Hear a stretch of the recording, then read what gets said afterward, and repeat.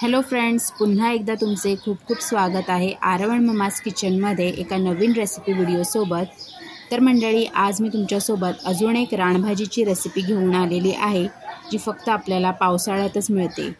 ती म्हणजे बफलीची भाजी। तर तुम्ही या भाजीला काय म्हणता ते मला कमेंट सेक्शनमध्ये नक्की कळवा। जर काय वेगळ्या नावाने म्हणत असाल तर तुम्ही पाहू शकता इथे हीच आहे ती बफलीची भाजी, जी आज आपण इथे करणार आहोत। तर आता हिला आपण साफ कशी करायची ते तुम्हाला मी दाखवते। तर हे डेट आहेत ते मी संपूर्ण काढून घेतलेले आहेत आणि एक कवळा पान आहे तो आपल्याला वेगळा करून घ्यायचा आहे। त्यानंतर ही भाजी आहे ती स्वच्छ धुवून घ्यायची आहे आणि बारीक चिरून घ्यायची आहे। तर आता या भाजीमध्ये मी चणा डाळ घालणार आहे।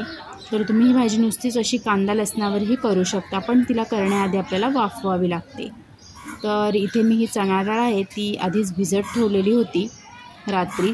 आज करायची आहे म्हणून मी रात्री भिजत ठेवली होती।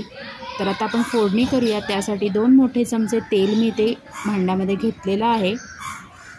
जिरं घालायचं आहे, कढीपत्ता, हिरवी मिरची घालायची आहे। त्यानंतर आपल्याला ह्यामध्ये लसूण चेचून घालायचं आहे। जितकं जास्त लसूण तुम्ही या भाजीमध्ये घालणार तितकी ही भाजी छान चविष्ट लागते खायला। त्यानंतर बारीक चिरून एक मोठा कांदा मी इथे घातलेला आहे यामध्ये। तर आता आपल्याला कांदा आणि हे सर्व जे साहित्य आहे ते छान मस्त तेलामध्ये परतून घ्यायचं आहे। परतून झाल्यानंतर ह्यामध्ये आता आपण पाव चमचा हळद घालणार आहोत आणि यांचा घरगुती आगरी मसाला ह्यामध्ये मी 1 चमचा मोठा चमचा घालते। मसाला छान मिक्स करून घ्यायचा आहे। त्यानंतर आता ह्यामध्ये आपण भिजवून घेतलेली चणा डाळ घालणार आहोत। मिक्स करून घ्यायची आहे चणा डाळ आपल्याला। आता ही चणा डाळ आहे ती पहिल्यांदा आपल्याला पाणी घालून शिजवायची आहे। तर पहिला आपण यावर झाकण ठेवणार आहोत आणि त्यावर पाणी ठेवायचं आहे आणि जे गरम पाणी ताटावरचं आहे त्यातच आपल्याला ही भाजी आहे ती शिजवून घ्यायची आहे।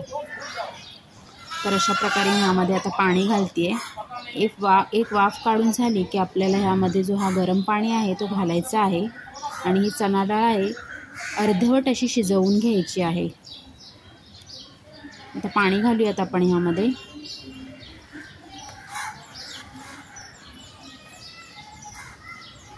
आता ही चणा डाळ आहे ती अशी अर्धी 10 मिनिटांमध्ये शिजवून झालेली आहे। चवीपुरतं मी यामध्ये मीठ घातलेलं आहे। एकदा मिक्स करून घेऊयात आणि आपण जी भाजी चिरून घेतली होती ती यामध्ये घालूयात आता। ही भाजी अशी नुसती कांद्या लसणावरही छान लागते, पण तुम्हाला ही पहिल्यांदा वाफवून घ्यावी लागते। म्हणजे या भाजीला थोडा उग्र वास असतो, त्यामुळे आपल्याला ही वाफवून घ्यायची असते। तर आता आपण ही चणा डाळमध्ये घातली आहे म्हणून आपल्याला ते उग्रपणा आहे तो जाणवत नाही, म्हणून मी अशीच घातलेली आहे। आता भाजी मिक्स करून झालेली आहे। पुन्हा मी त्यावर झाकण ठेवलेलं आहे। पुन्हा 10 मिनिटं आपल्याला ही भाजी शिजवून द्यायची आहे। मिक्स करून घेऊयात पुन्हा एकदा आणि यामध्ये आपल्याला गरम मसाला घालायचा आहे पाव चमचा।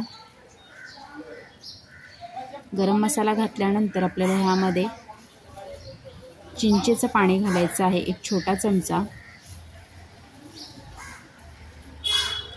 झाकण देऊन आपल्याला ही भाजी छान वाफेवर शिजवून द्यायची आहे।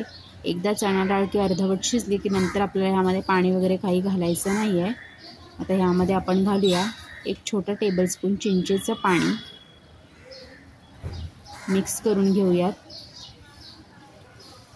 आता ही भाजी छान आपली शिजवून झालेली आहे आणि यामध्ये आता वरून मी घालते कोथिंबीर आणि तुम्ही ते बघू शकता मस्त आपली अशी ही बफलीची भाजी किंवा बाफलीची भाजी तुम्ही जे काही म्हणत असाल तयार झालेली आहे। जर तुम्हाला ही भाजी मिळाली तर नक्की तुम्ही घरी आणा आणि बनवून बघा। छान टेस्टी लागते ही भाजी खायला आणि तेवढीच आपल्या शरीरासाठी लाभदायकही आहे, पौष्टिक आहे, आयुर्वेदिक आहे। तर ह्या पावसाळ्यात येणाऱ्या भाज्या आहेत ह्या वर्षातून एकदाच येतात, तर नक्की खाल्ल्या पाहिजेत। कशी वाटली नक्की सांगा।